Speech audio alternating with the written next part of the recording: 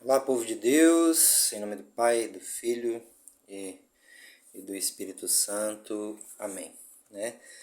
A gente vai dar aqui então continuidade ao capítulo 76, tá bom? Da 16ª revelação do livro da Juliana de Norwich ainda, tá bom?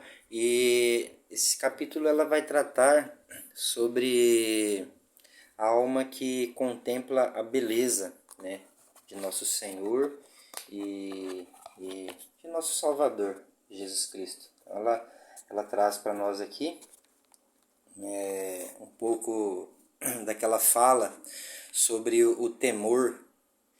Ela chama de temor reverente, né?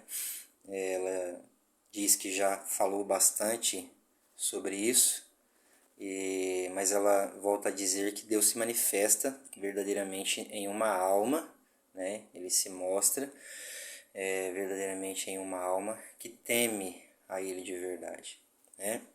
E essa alma que aceita verdadeiramente os ensinos e a vontade do Espírito Santo, ela então começa a ter aquilo que ela chama de ódio, né?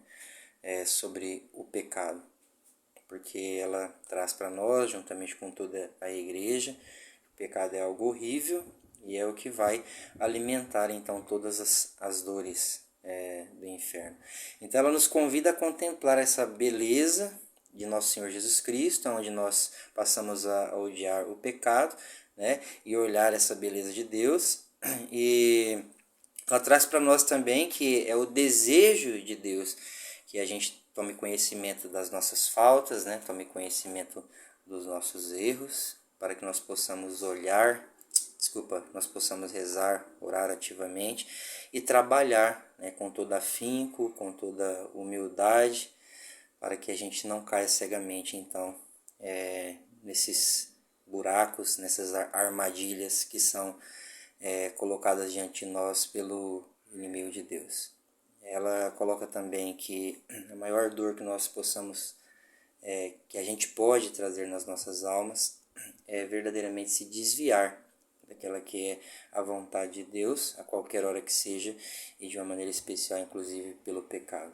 Tá bom? Ela traz para nós também, de uma maneira muito profunda, uma colocação onde ela coloca que a nossa alma deseja um verdadeiro descanso, né? Só que infelizmente nós somos minuto a cada hora colocado diante ali dos nossos erros, mas ela diz que a gente tem que fugir de todas essas dores, que nós temos que buscar um remédio verdadeiro que possa nos ajudar nisso, né? E que nós possamos então contemplar as nossas faltas e os nossos erros, para que nós, mediante a presença de Deus, possamos vencer todas essas faltas, tá bom? Se a gente não fizer isso, ela vai dizer que infelizmente o mal do pecado ele vai nos prejudicar, então nós temos que recorrer a Deus, nós temos que clamar o seu socorro e apresentar diante dele tudo aquilo que tem atormentado então as nossas almas, né? E ela mais uma vez traz a questão da meditação da paixão de nosso Senhor Jesus Cristo, onde ele foi ferido totalmente por causa dos nossos erros e por causa dos nossos pecados, tá?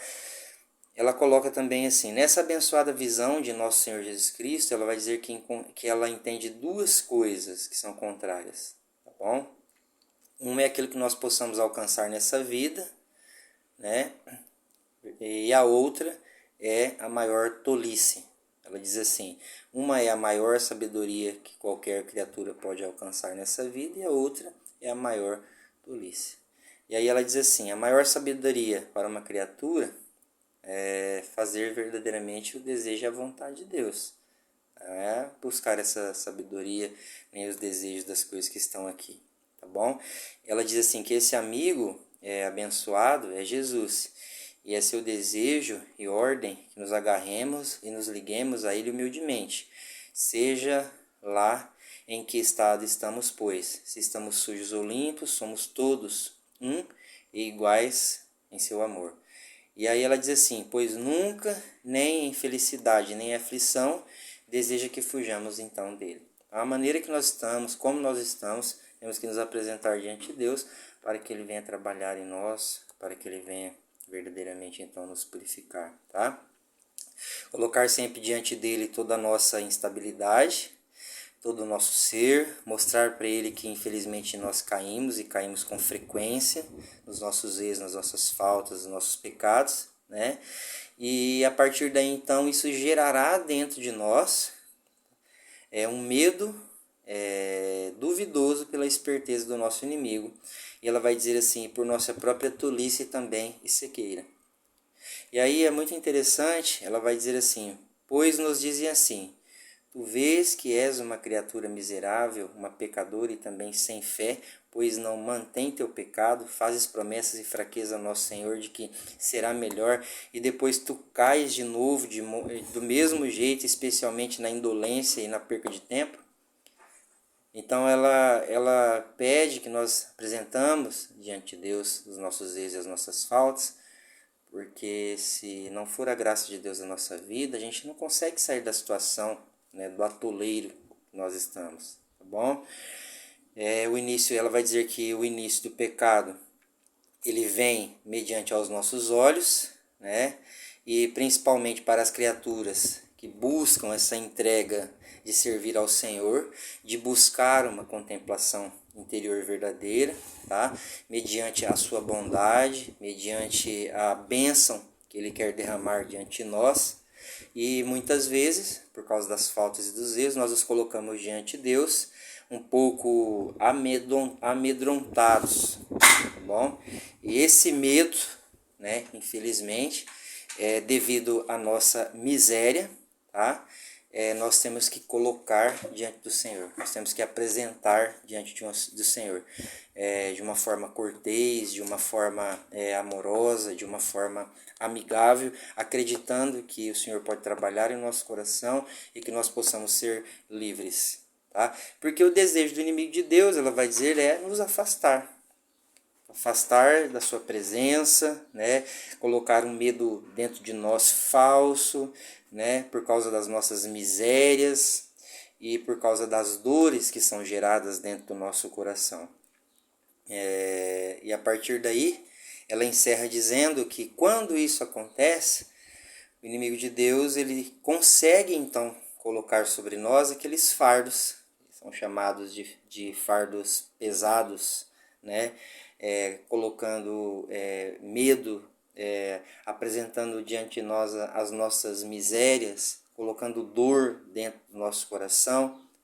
E a partir daí então ele vai ter o êxito de ver que esse peso nos leva ao cansaço e vai tirar então, infelizmente, da nossa mente aquela contemplação do nosso amigo eterno, que é Jesus Cristo, que quer trazer ao nosso coração uma feliz contemplação ao seu amor grandioso e ao seu amor misericordioso.